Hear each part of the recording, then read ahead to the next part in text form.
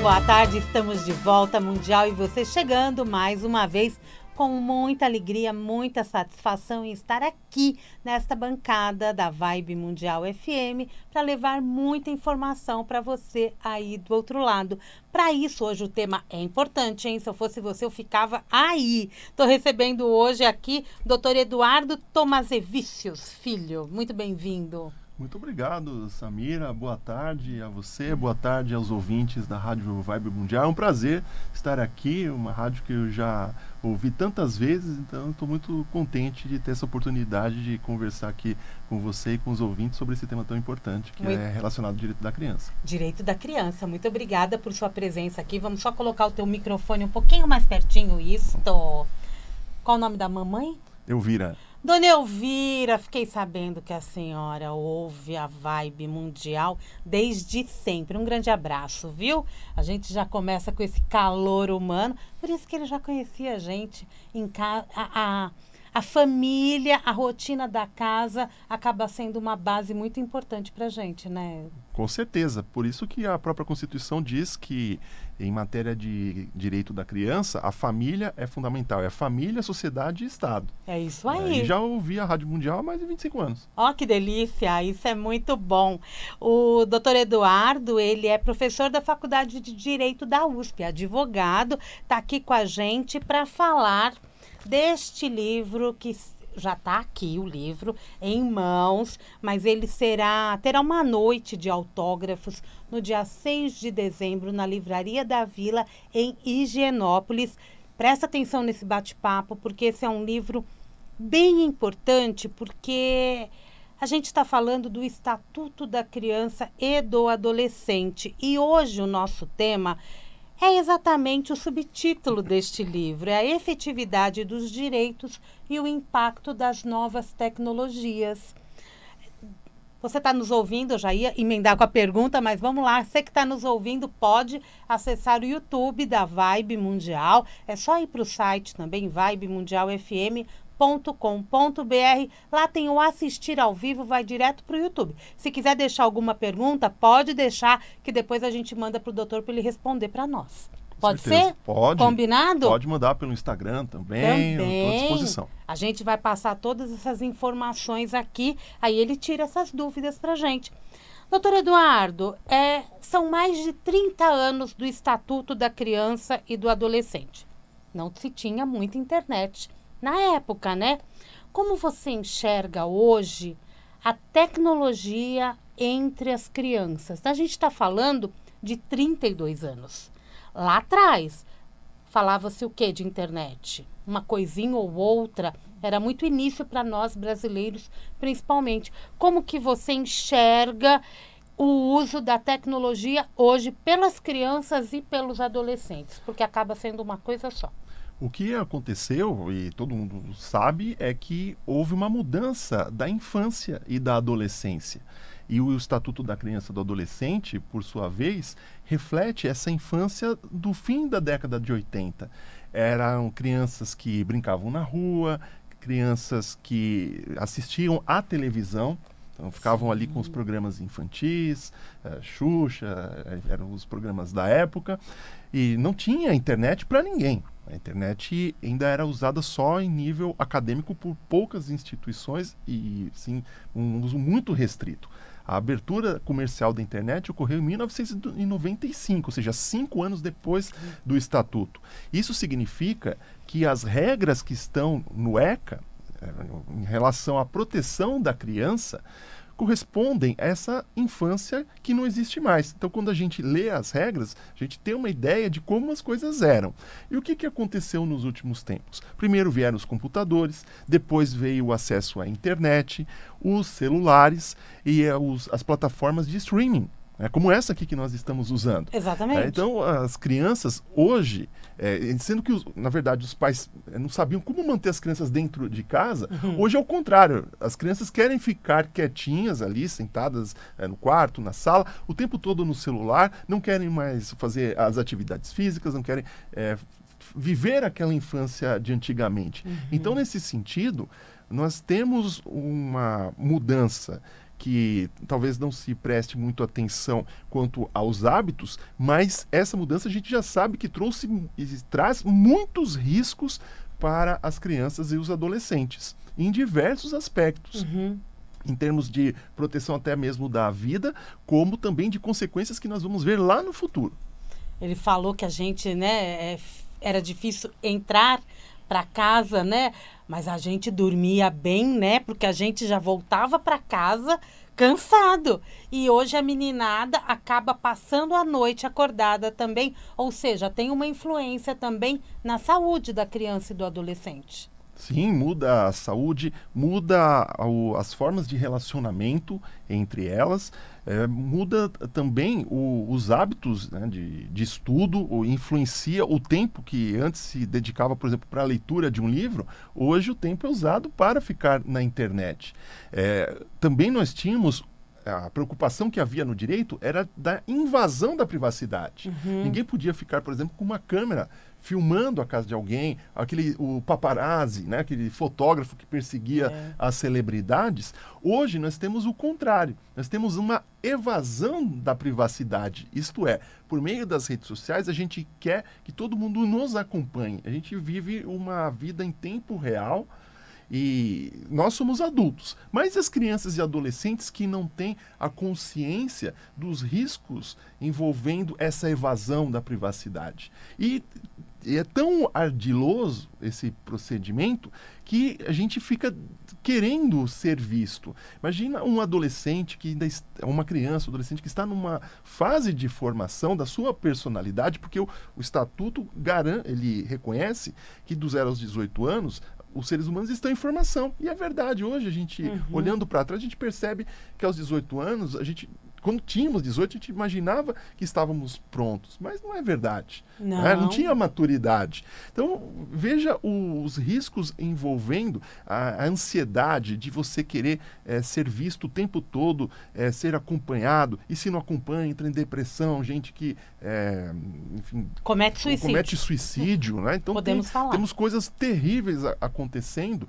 e o Estatuto precisaria se adequar nessa parte. E qual que é o impacto da internet, quando a gente, até entrando aqui no teu impacto de novas tecnologias, ante as regras de proteção de crianças e adolescentes? Para a gente entender até um pouquinho melhor, até por conta do subtítulo do livro, né, que é a efetividade dos direitos e o impacto das novas tecnologias. O Estatuto da Criança e do Adolescente é de 1990. Tá? E ali nós temos a garantia de direitos fundamentais, que é a vida, saúde, convivência familiar, respeito, o direito à educação e o direito à profissionalização. Esses são os direitos fundamentais das crianças. Tá? Esse é um conjunto de regras muito importantes no Estatuto. E tem a parte seguinte do texto legal, que corresponde às medidas de proteção. Isto é, como se deveriam proteger as crianças de programas indevidos na televisão, protegê-las do trabalho infantil, protegê-las dos riscos dos anos 80, protegê-las, por exemplo, da pornografia que era impressa, vendida em bancas de jornais. E a parte final corresponde aos atos infracionais, a parte, digamos, criminal, que é a que aparece mais na televisão quando um adolescente comete um crime. Então a gente viu que essa parte dos direitos da criança, em 30 anos, que este livro é o resultado de um congresso internacional que foi realizado, então tem pesquisadores de 4 países, no caso Brasil, Chile, Portugal e Itália, e a maior parte dos pesquisadores são brasileiros. Né? A gente observou que os direitos fundamentais, em 30 anos, foram efetivamente garantidos. Claro que precisamos de muito mais, mas se fizermos uma análise retrospectiva, de fato, o Estatuto da Criança foi levado a sério. Mas o que está ainda deixando a desejar? É a parte de proteção das crianças, proteção contra o uso indevido de dados pessoais, como o trabalho infantil está passando por modificações e até mesmo aquelas classificações indicativas que se tinha na televisão, elas não fazem mais sentido. Porque antes o programa só passava naquele horário na televisão. Hoje, nas plataformas de streaming, a criança assiste o tempo todo, quantas vezes quiser, de manhã, à tarde, à noite, não tem controle algum e os pais incentivam. Enquanto antes era era uma indicação, olha, cuidado com esse programa. Hoje não, os pais incentivam que as crianças fiquem lá o tempo todo usando, consumindo esses produtos para que possam ter um período de paz, de descanso. Não tem mais aquela atenção que se dava para a criança e para o adolescente. Não estou falando que era muito diferente, que todos os pais faziam isso. Não é verdade, a gente sabe, né? Mas hoje, com as tecnologias, o pai dá o celular para a criança, a mãe dá o celular para a criança, ela fica aí brincando o tempo todo. Só e a gente não sabe o que aparece ali na tela. Exatamente. Não só o que aparentemente é bonitinho, mas também o que não se deveria ser visto por ninguém. Porque tem muita coisa errada na internet. Os pais também podem ser penalizados pelo que as crianças fazem na internet? Os pais não podem ser penalizados criminalmente porque é um princípio fundamental do direito que a pena não passa da pessoa do condenado. Okay. Ou seja, a responsabilidade penal é da pessoa, né? Eventualmente, uma responsabilidade civil é possível, ou seja, pagar uma indenização. Nesse ponto é relevante. Mas o que está até em discussão, se é possível perder o poder familiar. Já me fizeram essa pergunta. Por exemplo, o pai ou a mãe deixam a criança tão exposta na internet, será que este pai está exercendo corretamente o poder familiar? Então, é algo que nunca se cogitou por este motivo, mas pode vir a aparecer, dependendo dos problemas que surgem. Né? O que se está cometendo, o que se está fazendo na internet, um adolescente que esteja cometendo um crime na internet, por exemplo. Cita um dos crimes que pode ser cometido na internet. Crimes contra o patrimônio, estelionatos, por exemplo, golpes usando Pix para pagar, usando contas falsas, perfis falsos, e vão enganando as pessoas. Não é somente adultos que fazem isso, tem adolescentes. Aliás, os adolescentes... Eles são ligeiros. São ligeiros, já é uma geração que nasceu com a internet, então eles têm muito mais facilidade que pessoas que não nasceram nessa época. Então, acabam, digamos assim, surge a ocasião. Não tem uma formação, não tem um acompanhamento, não tem uma educação, aí vai para o mau caminho. Antes, ir para o mau caminho era se tornar, como se falava, marginal, andar com más companhias na rua. Hoje, você pode andar com más companhias dentro de casa, conectado com pessoas de qualquer lugar do mundo. E o pai, a mãe, às vezes nem sabe quem são essas pessoas. E não sabe mesmo, né? E é muito comum, é deepfake que fala? Deepfake. Deepfake que fala. A meninada sabe isso.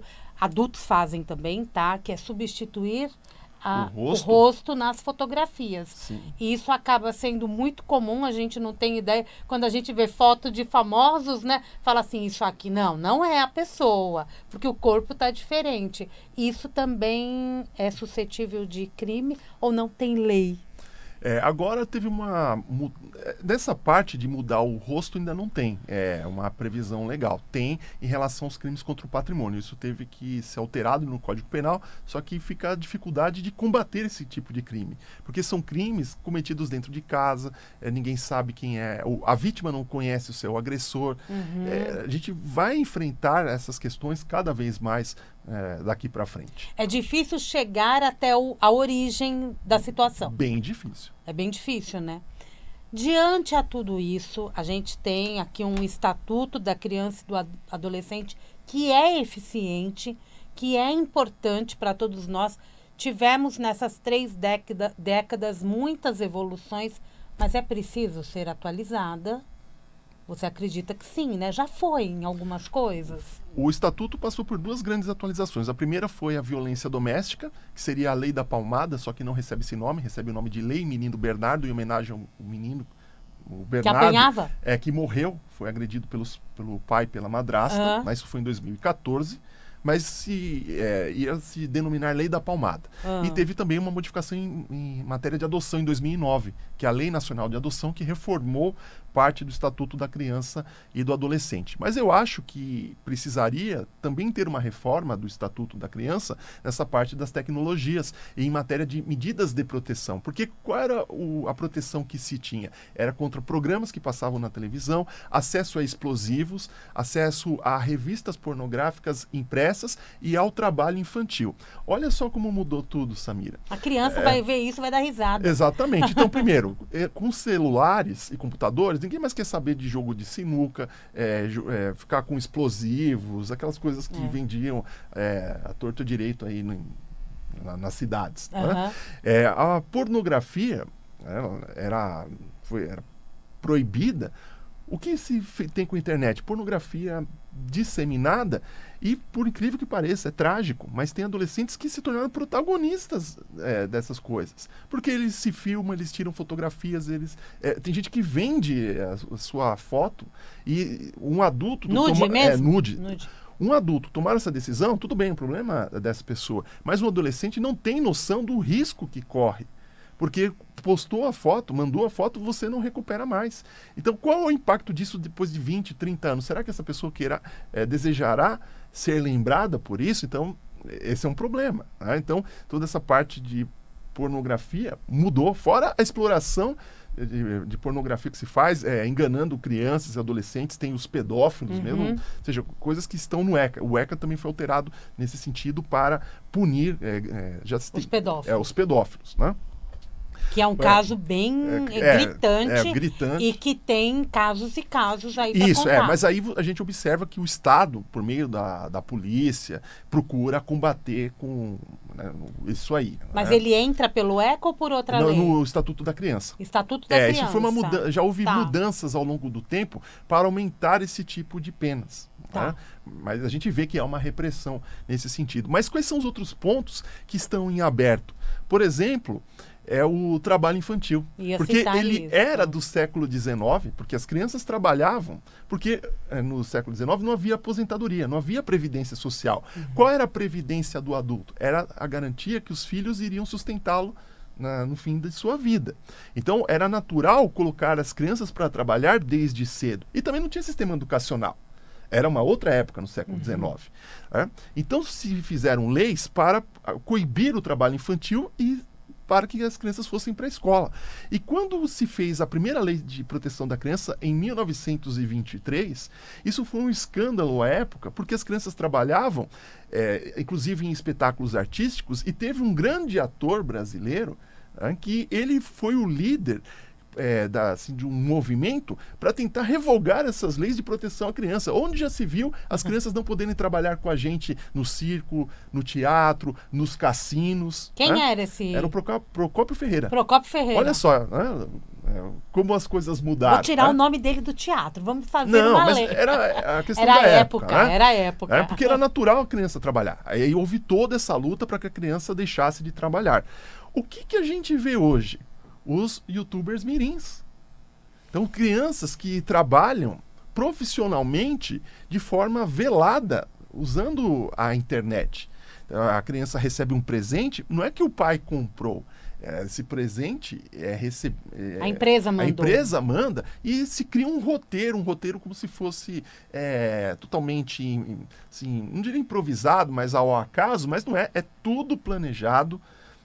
E como é que fica a questão do estudo com essa exploração desse tipo de trabalho pela família?